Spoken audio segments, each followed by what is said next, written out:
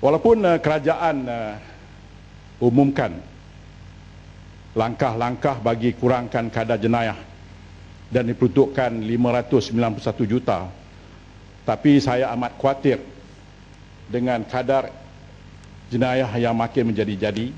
Malah saya bersetuju dengan mantan Ketua Polis Negara Tan Sri Musa Hassan yang keluarkan kenyataan pada 13 Julai 2012 dengan menyebut jangan sorok fakta. Kita bimbang kalau mantan Ketua Polis Negara boleh menegur PDRM. Jadi kita bimbang, takut-takut apa yang disebut oleh Tan Sri itu betul. Kerana Datuk Yang Pertua, saya dapat hari-hari orang jiran saya akan bagi metro kat saya, surat khabar harian metro. Buka saja harian metro ni, Datuk Yang Pertua, tidak ada cerita lain tetapi jenayah menjadi-jadi. Bunuh, colek, ragut, bakar orang hidup-hidup, kelar leher orang, rogol, ugut, macam-macam. Dan ini mungkin sebahagian kecil yang dilaporkan.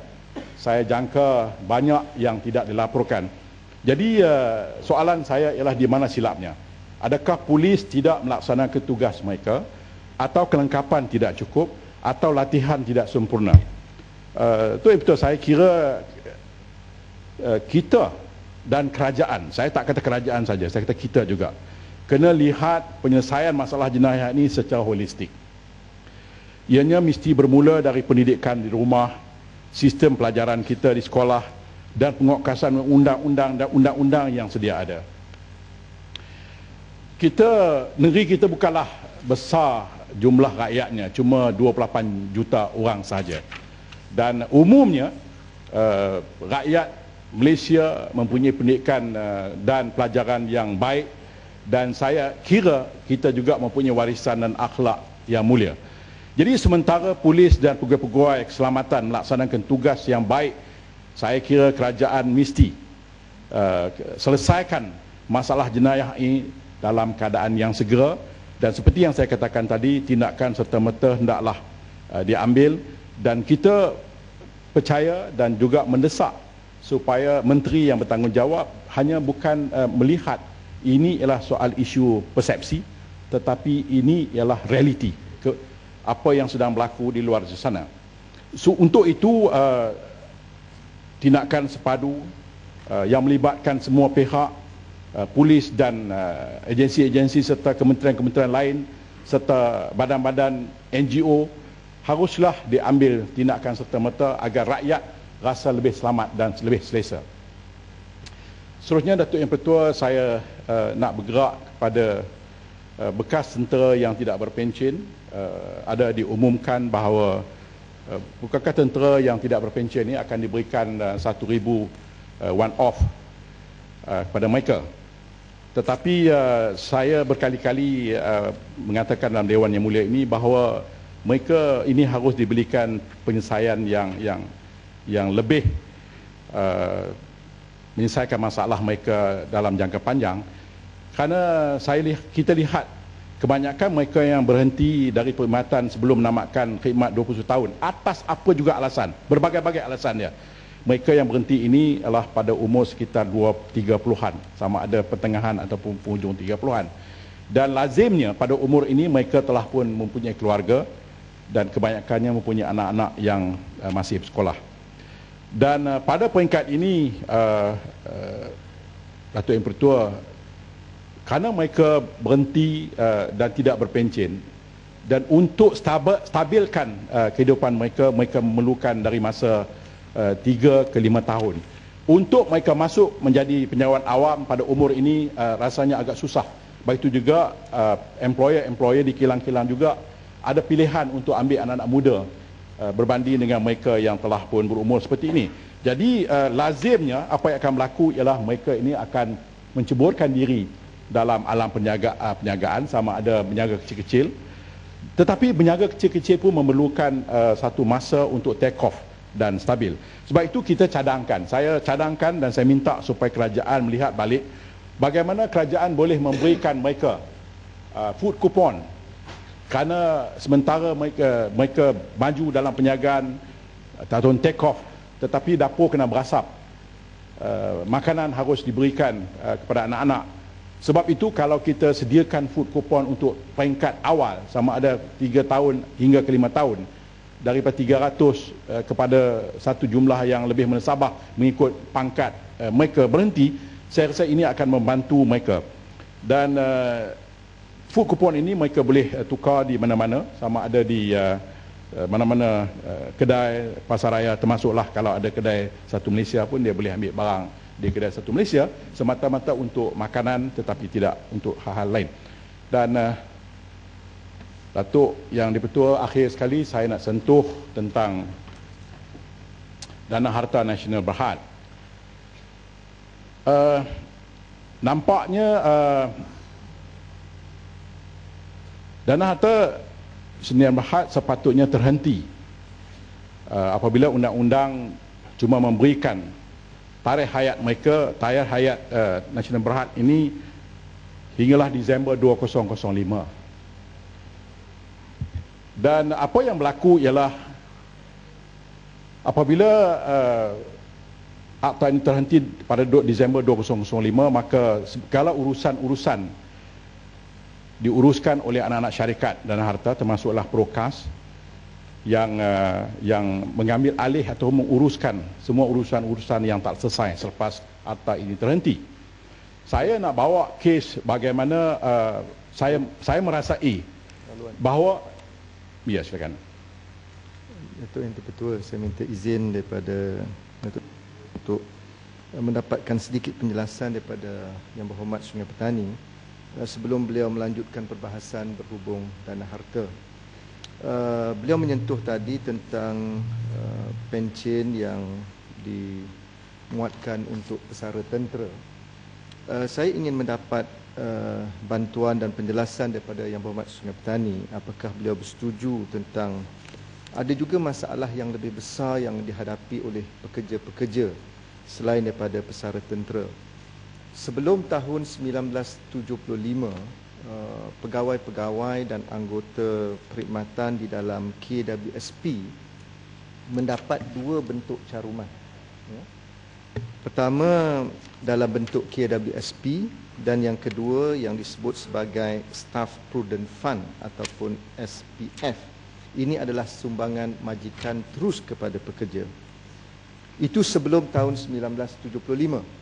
Namun apabila diperkenalkan laporan Harun pada tahun 1975 untuk mengkaji semula struktur gaji-gaji pekerja dan anggota perkhidmatan di dalam KWSP, laporan Harun ini telah menggugurkan elemen SPF tersebut. Maka ini menyebabkan lebih 200 pegawai dan anggota perkhidmatan di dalam KWSP telah gagal mendapat caruman SPF semenjak tahun 1975, dan mereka telah pun, ramai di kalangan mereka telah bersara dan ada di kalangan mereka telah pun meninggal dunia. Jadi apa pandangan Yang Berhormat Sungai Petani di mana kerajaan juga bertanggungjawab untuk mempertahankan hak pekerja yang telah menyumbang kepada ekonomi negara dan pembangunan dalam negara ini, dan mereka telah memberikan perkhidmatan yang baik di dalam KWSP untuk meningkatkan hasil, tetapi 200 pegawai dan anggota telah tercicir daripada skim baru yang terkandung dalam laporan Harun, di mana tidak mengambil kira dalam perhitungan struktur gaji baru ini bagi menjamin hak pekerja dan pegawai yang berkenaan. Jadi saya pohon bantuan dan penjelasan daripada Sungai Petani. Oleh kerana isu ini penting dan amat teknikal, saya masukkan ucapan Gombak tadi jadi sebahagian dari ucapan saya, minta menteri yang bertanggungjawab menjawab soalan-soalan tersebut, kerana kita tidak mahu penghinayaan berlaku dan 200 pegawai ini tidak mendapat pembelaan. Berhubung dengan dana harta yang saya sebut tadi, Datuk Yang Pertua, seakan-akannya dewasa ini apabila terhentinya undang-undang yang memberikan dana harta untuk bergerak, anak-anak syarikatnya bergerak dengan begitu bebas seolah-olah tidak terkawal. Tidak ada satu jawatan kuasa yang menyelia mereka. Malah tindakan-tindakan mereka kadang-kadang dilihat untuk sabotaj peniaga-peniaga yang ada urusan dengan dana harta sebelum ini.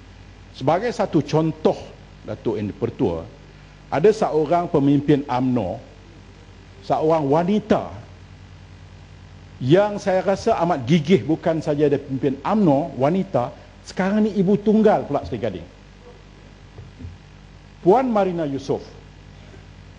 Beliau telah pun menjual semua harta dia untuk membangunkan bangunan Marinara di lot 238 Jalan Tun Razak. Dan setelah sekian lama bertungkus lumus untuk membangunkan bangunan ini, kalau kita melihat, kalau kita lalu ke Jalan Tun Razak di sebelah kiri, selepas saja Kampung Baru, selepas saja perpustakaan, akan tersergam indah bangunan Marinara lot 238 ini. Apa yang berlaku ialah, oleh kerana beliau berhutang dan ada sedikit masalah dengan dana harta, dan akhirnya dana harta mengambil alih bangunan tersebut, dan beliau berjanji untuk membayar dan minta supaya ada perkiraan bagaimana membayar. Tiba-tiba sampailah Disember 2005, undang-undang yang membolehkan dana harta untuk terus maju terhenti, dan masalah beliau diberikan kepada Prokas.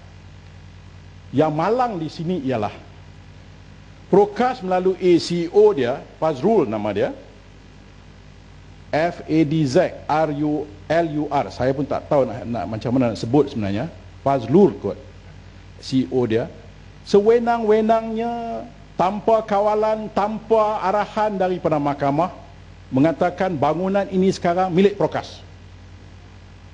Marina Yusof tidak ada hak lagi. Jadi Marina cuba jual bangunan beliau dengan harga yang baik. Kerana waktu itu bangunan itu boleh dikatakan kalau dijual pada waktu itu dengan harga hampir 430 juta.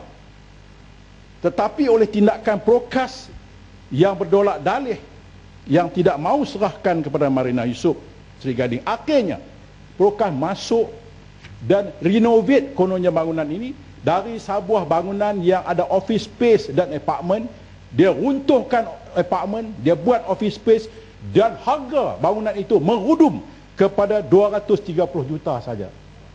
Yang lebih malang lagi, bila Puan Marina usaha untuk jual dan ada CF, CEO Prokas kata milik ini bukan milik, bangunan ini bukan milik Marina Yusof, dan CF ini CF tipu, dan dia memberikan gambaran kepada bakal-bakal pembeli seolah-olah Marina ada masalah. Akhirnya selepas kita buat siasatan, kita dapati bahawa memang Marina ada untuk tujuan membangunkan perniagaan beliau dan akhirnya menyelesaikan masalah dengan dana harta. Tetapi masalah-masalah ini yang menghantui beliau. Saya nak sebut dua perkara saja, Datuk, sebelum saya berhenti. Yang pertama sekali, Seri Gading, inilah di antara anak Melayu yang ada di Kuala Lumpur. Inilah wanita yang hebat ada di Kuala Lumpur, ada di bandar-bandar besar. Sepatutnya kerajaan datang membantu beliau. Mungkin ada masalah, duduk bantu dia. Bantu. Dia wanita UMNO. Jadi saya tak ada masalah itu. Yang keduanya, satu contoh wanita yang gagah, yang hebat, yang sanggup bersaing dengan orang lain. Bukankah dia masuk PKR? Ya, masa Bukan dia masuk PKR? Dia masuk UMNO. Dia lepas itu masuk PKR tak? Sekarang UMNO. Oh, balik ke UMNO balik? Masih UMNO. Oh, kejap je kat PKR. Ya, baik. Singkatan ni. Ya. Masa dah habis. Less.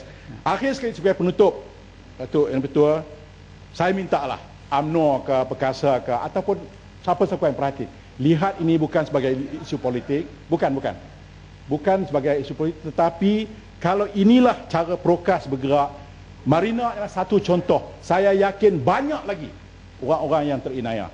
Kebetulan Terima kasih Prokas banyak. bukan Prokas. Ha?